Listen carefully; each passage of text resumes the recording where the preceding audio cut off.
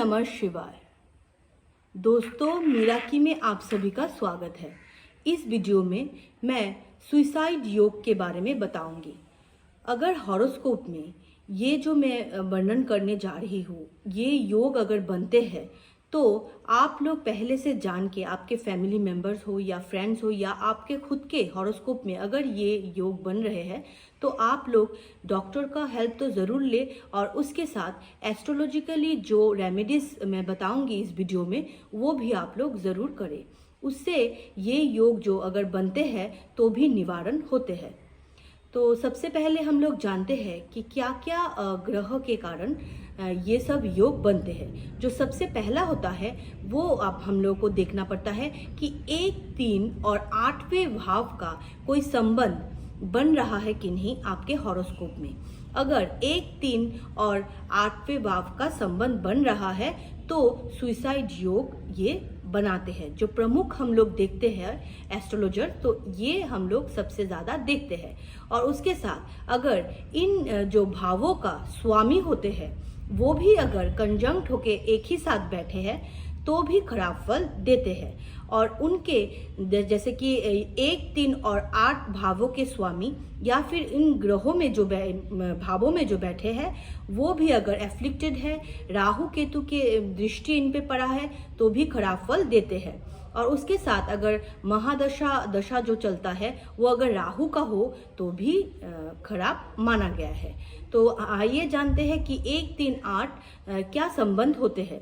जैसे कि एक जो पहला भाव होता है वो हम लोग खुद होते हैं, हम लोग का माइंड बॉडी होता है। आप अगर खुद के बारे में जानना चाहेंगे तो पहला भाव हम लोग पहले देखते हैं।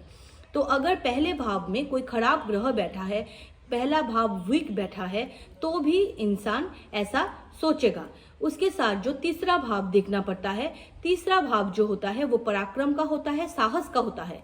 तो इंसान जो भी बुरा भी काम करता है, किसी को मारता भी और खुद को भी अगर मारता है तो भी तीसरा भाव हम लोगों को देखना पड़ता है। तीसरा भाव अगर खराब है तो भी इंसान ऐसा करता है। जैसे कि हम लोग सोचते हैं, ये बात है कि जो पहला घर है वो अगर खराब होगा तो हम लोग सोचेंगे। बहुत सारे लोग ऐसा सोचते हैं, डिप्रेशन के कारण हताश हो जाते हैं और सुसाइड करने का सोचते हैं, ये अलग बात है। और जो कमिट करते हैं वो अगर तीसरा भाव भी अगर खराब हो तो आदमी अगर ज़्यादा पराक्रमी, ज़्यादा साहसी हो जाए तो भी किसी को मार भी सकता है और खुद भी वो मर सकता है। तो इसीलिए तीसरा भाव देखना ज़रूरी होता है। उसके साथ 8वां भाव जो होता है वो डेथ का होता है, डेथ को रिप्रेजेंट करता है। कैसे हम लोग मृत्यु होगा हम लोगों का, उसको ये जो भाव है ये रिप्रेजेंट करता है। तो इसीलिए ये भी देखना ज़रूरी है कि 8वां भाव हम लोग का कैसा है,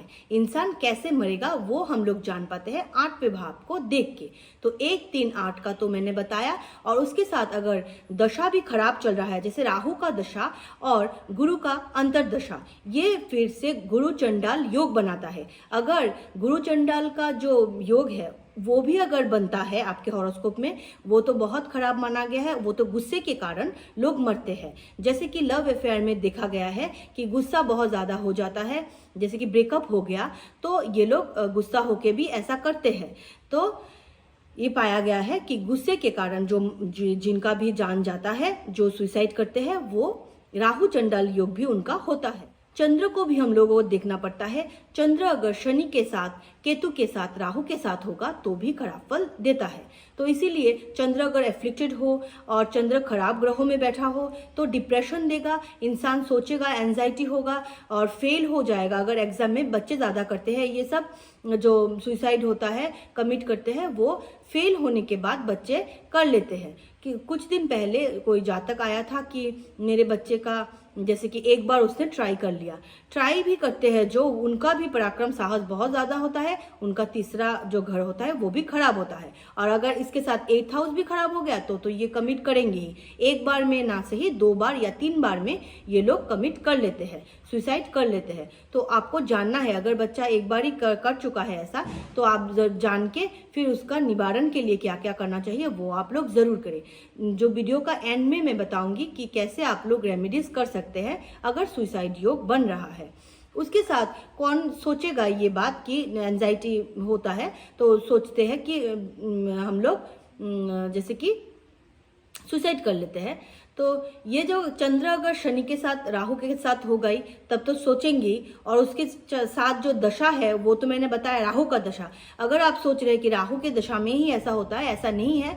अगर आपका जुपिटर की भी दशा चल रहा है और अंतर दशा चल रहा है राहु का, तो भी ये संभव है कि सुसाइड योग बन सकता है, जो बन गया है। जो 1-3-8वें भाव का संबंध भी हो रहा है, और राहु का दशा बृहस्पति का अंतरदशा या बृहस्पति का दशा और राहु का अंतरदशा में भी ये पाया गया है कि लोग सुसाइड करते हैं।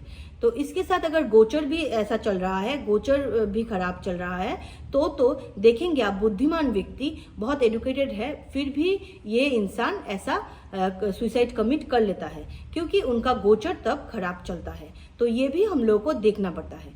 तो आइए जानते हैं क्या क्या उपाय हम लोग कर सकते हैं। अगर सुसाइड योग बन गया है आपके हॉरोस्कोप में, तो क्या क्या उपाय हम लोग कर सकते हैं। जो सबसे पहला होता है वो है जो गुरु चंडाल जो दोष मैंने बताया, उसके लिए आप लोग जैसे कि राहु ग्रह शांति पूजा कर सकते हैं, और जुपिटर के लिए आप लोग बृहस्पतिवार वाले दिन वेज खाएं और मंदिर में नारियल का दान करें, और गौ माता को आप लोग सब्जी में हरे चारा में आप लोग थोड़ा हल्दी मिला के वो आप लोग गौ माता को खिलाएं। उससे भी आपका जो जुपिटर है वो स्ट्रांग होगा, और ऐसे जो ख्याल है वो मन में नहीं आएंगे।